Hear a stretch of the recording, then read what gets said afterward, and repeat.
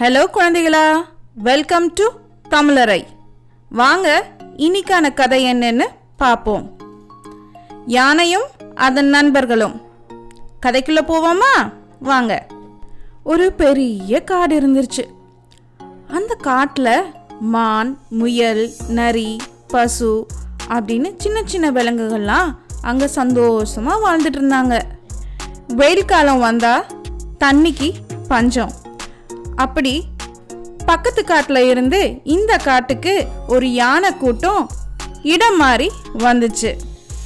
யானை மாதிரி பெரிய உருவம் கொண்ட அனிமல்ஸை பார்த்ததும் இந்த காட்டில் இருக்க குட்டி குட்டி மிருகங்களுக்கெல்லாம் ரொம்ப பயம் வந்துருச்சு.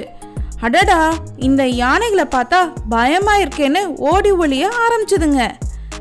அங்க பக்கத்து கிராமத்துல இருந்து மனிதர்கள் இந்த காட்டுக்கு வந்து வேட்டையாடுவது வழக்கம். சின்ன சின்ன மிருகங்கள் எல்லாம் ரொம்பவே பயப்பட ஆரம்பிச்சுதுங்க.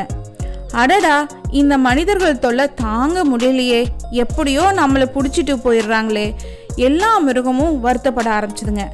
அப்போ இதெல்லாம் கேட்டுட்டு இருந்த ஒரு குட்டியான, நண்பர்களே பயப்பட வேண்டாம், உடல் உருவத்தை வச்சு ஒருத்தரோட குணத்தை எடை போடாதீங்க, எங்களையும் உங்களோட நண்பர்களா நினைச்சுக்கோங்க, நாங்க உங்களுக்கு உதவி பண்றோம் அப்படின்னு அந்த குட்டி யானை சொல்லுச்சு.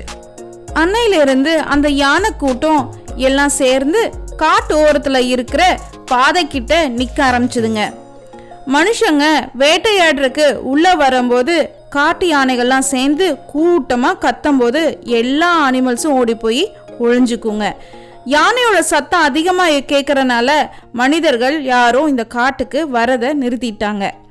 அதுக்கப்புறமா யானை நண்பர்களோட சேர்ந்து அந்த காட்டு விலங்குகள் எல்லாரும் ரொம்ப மகிழ்ச்சியா வாழ ஆரம்பிச்சாங்க.